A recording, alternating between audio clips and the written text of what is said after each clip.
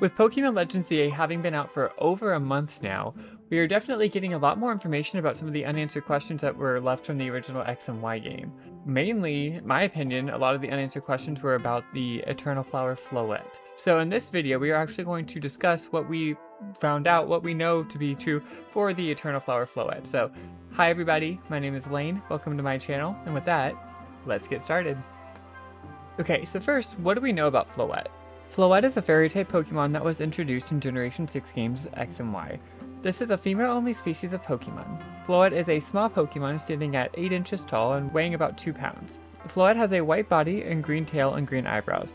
It has white ear tufts that are separated from its head by a yellow ring. Its ability is Flower Veil, and its hidden ability is Symbiosis. Floette, along with its pre-evolution and evolution Flabebe and Florges, each have 5 different forms, all based on the flowers they are holding. A red flower form, a yellow flower form, a blue flower form, a white flower form, and an orange flower form.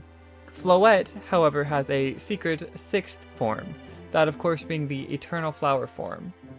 Eternal Flower Floette is the only one of its kind, believed to be attached to a flower that no longer blooms. It is incapable of evolving and has a much stronger stats than that of the normal Floette. Eternal Flower Floette is the same size of its normal forms, however, its appearance is slightly different. Where its normal form has green tail and eyebrows, it is now blue, and where the yellow rings are on its head, they are now red. Focusing on its flower, it has 6 petals instead of the normal 5 on a Floette flower. The petals are black and red, while the stem and underside of the flower is also black. In Pokémon Legends ZA, Eternal Flower Floette also gained the ability to Mega Evolve. Its flower has doubled in size and is now wrapped around Mega Floette's tail through a large red stem that attaches to the heart-shaped tip of the flower, which resembles a 3-tied rope. The stem features a central portion with 3 smaller sections, leading to 3 large black flower petals with blue tips. The Eternal Flower now closely resembles the ultimate weapon. Eternal Flower Floette is the only Pokemon that can use the move Ruin of Light. So there are a few important questions here that we should be asking. Why does this Floette look different? Why is this the only non-fully evolved Pokemon to get a Mega Evolution? And then finally, why is this Floette so important? To start answering these questions, we are going to start with the brief history of the Kalos region. 3,000 years before the events of X and Y, the Kalos region was engulfed in a war with an unknown region. No one or Pokemon was safe from this war, including the king of the Kalos region and his beloved Pokemon Floette. Floette was sent to fight in the war and ultimately passed away. Overcome with grief, AZ wished to bring his beloved Pokemon back to life. He constructed what would become the ultimate weapon in the shape of his Pokemon's flower, the Eternal Flower. This machine was powered by the life force of other Pokemon. Once he used the machine, his beloved partner had come back to him, granting it and himself immortality and caused giganticism in AZ. AZ, still overcome with grief, wished to use the ultimate weapon against those who caused the death of Floette, by blasting both sides and ending the war.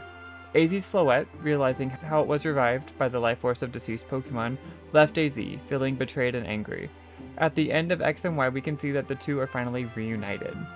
Now to answer the first question, why does Floette look different? We are not 100% sure on how form differences work in the Pokemon world.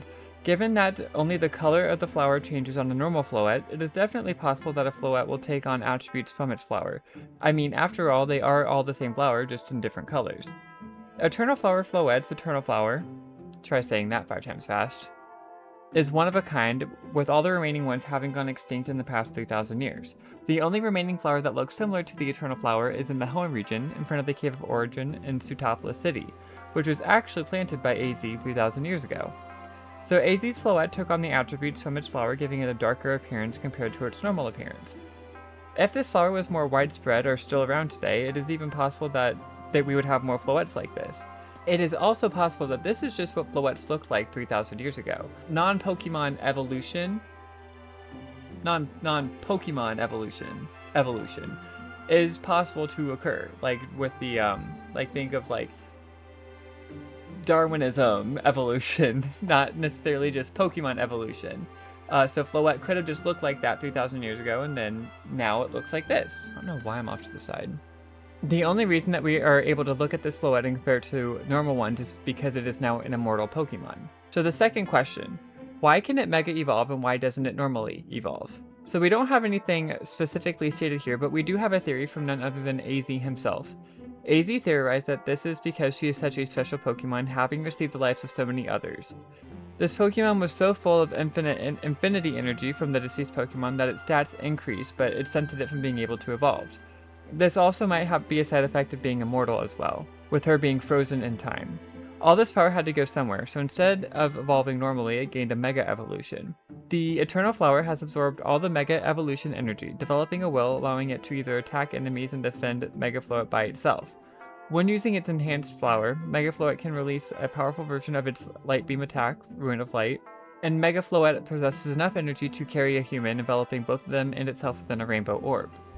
Gay rights? So, it is actually thanks to AZ that it has the ability to Mega Evolve, but also the ability to not normally evolve. Lastly, our final question. Why is this Floette so important? In part, it is because of its Eternal Flower. By drawing power through its Eternal Flower, this unique Floette can unleash a powerful beam of light at foes. The flower in its Mega form also grants it the power to control Ange. But most importantly, this Floette gained immense power because of the love of its trainer, AZ. It is the love and devotion of AZ that brought this Pokemon back from death, and allowed it to gain the abilities that it currently has. Floette wasn't a strong Pokemon until it was revived. And then it gained all of these abilities. The Ruin of Light, it already had its Eternal Flower, but it gained the ability to continue on fighting with increased stats and all of that stuff. But because it was special to someone, that is what makes it special. I think the quote by Karen of the Johto Elite Four says it best: "Strong Pokemon, weak Pokemon." That is the only selfish perception of people. Truly skilled trainers should try to win with their favorites. AZ loved this Pokemon despite its weakness, despite anything that had to do with it, and that's what makes it truly special. So thank you guys for coming in and talking about a Floette with me, and I hope you guys enjoyed. I hope to see you guys in the next one. Bye!